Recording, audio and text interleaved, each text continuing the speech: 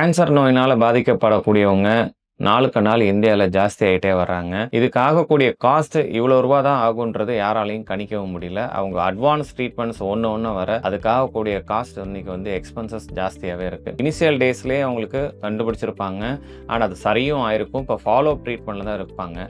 But இவங்களுக்கு medical insurance எந்த insurance கம்பெனியும் ப்ரொவைட் பண்றதே கிடையாது. ஏன்னா கேன்சர் பேஷண்ட்ஸ் ஒன்ஸ் வந்துட்டா ரெகுலரா லைஃப் இன்சூரன்ஸ் கம்பெனிஸோ, மெடிக்கல் இன்சூரன்ஸ் கம்பெனிஸோ பாலிசிஸ் தர்றது கிடையாது. பட் நான் சொல்லக்கூடிய இந்த மாதிரி ஸ்டேஜ்ல இருக்கக்கூடியவங்க நிறைய பேர் இருக்காங்க. எக்ஸ்க்ளூசிவ் இந்தியால எக்ஸ்க்ளூசிவா கேன்சர் பேஷண்ட்ஸ்க்குனே வந்திருக்கக்கூடிய ஒரு பாலிசி தான் நான் சொல்லக்கூடிய இந்த பாலிசி. அப் டு 65 இயர்ஸ்க்குள்ள இருக்கிறவங்க இந்த பாலிசிஸ் அவங்க எடுத்துக்கலாம். இந்த பாலிசிஸ் யார் எடுக்க முடியும்னு பாத்தீங்க அப்படின்னா, ஒன்ஸ் கேன்சர் டிடெக்ட் ஆகி சர்ஜரி முடிச்சு கீமோதெரபி முடிச்சு இப்போ ஃபாலோ அப்ல இருக்கக்கூடிய ஐடியல் ஸ்டேஜ்ல இருக்கக்கூடிய பேஷண்ட்ஸ் அப்ளை பண்ணலாம். இந்த பாலிசி நீங்க எடுத்துக்கிறதுக்கு என்ன பண்ணணும் அப்படின்னு பாத்தீங்கன்னா, நீங்க ஏற்கனவே பண்ணிருக்கக்கூடிய சர்ஜரியோட டிசாஸ்டர் சம்மரி, கீமோதெரபி பண்ணிருக்கீங்கன்னா அதோட கீமோதெரபிக்கான சம்மரி, இனிஷியல் டேஸ்ல எடுத்த பயாப்சி ரிப்போர்ட் அண்ட் இப்போ ரீசெண்டா எடுத்திருக்கக்கூடிய PET scan report and follow up லாஸ்டா போயிருப்பீங்க அப்படின்னா அந்த ஃபாலோ அப்போட consultation report, CT scan, MRI இந்த டாக்குமெண்ட்ஸும் உங்களோட கரண்ட் ஹெல்த் ஸ்டேட்டஸும் நீங்க டிக்ளேர் பண்ணீங்க அப்படின்னா எங்களோட பேனல் டீமுக்கு நாங்க ஃபார்வர்ட் பண்ணுவோம். பட் உங்களோட டாக்குமெண்ட்ஸ் எல்லாம் வெரிஃபை பண்ணிட்டு உங்களுக்கு ஹெல்த் இன்சூரன்ஸ் இந்த நான் சொல்லக்கூடிய இந்த கேன்சர் பாலிசிஸ் உங்களுக்கு அப்ரூவ் பண்ணாங்க அப்படின்னா நீங்க இந்த பாலிசிஸ் எடுத்துக்கலாம். இந்த பாலிசி எடுத்ததுக்கு அப்புறம் ஒரு மினிமம் வெயிட்டிங் பீரியட் இருக்கும். 30 மந்த்ஸ் இருக்கும் உங்களுக்கு. ஒன்ஸ் நம்ம கேன்சர் பாலிசி இஷ்யூ பண்றோம் அப்படின்னா 30 மாசத்துக்கு அப்புறம் இதே ப்ராப்ளம் திரும்ப அதே இடத்துலயோ இல்ல வேற இடத்துலயே பரவி இருந்தா அதுக்காக கூடிய ட்ரீட்மெண்ட் காஸ்ட் நீங்க கேஷ்லெஸ்ஸா கட்டலாம். நீங்க கேஷ்லெஸ் ஃபெசிலிட்டி மூலியமா கிளைம் பண்ணிக்கலாம். உங்களுக்கு கேன்சர்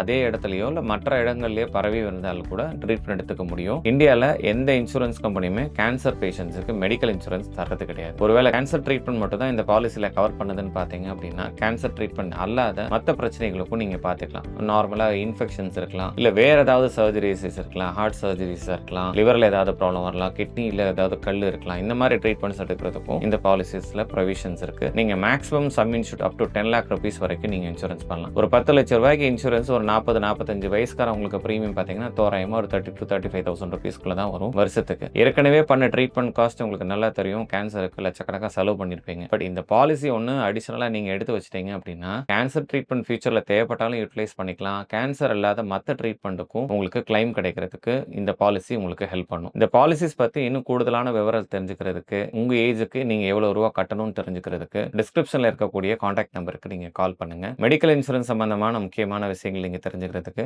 மறக்காம என்னோட சேனலை சப்ஸ்கிரைப் பண்ணிக்கோங்க. பெல் ஐக்கானை கிளிக் பண்ணிக்கோங்க. உங்கள் மருத்துவம் எங்கள் செலவில்.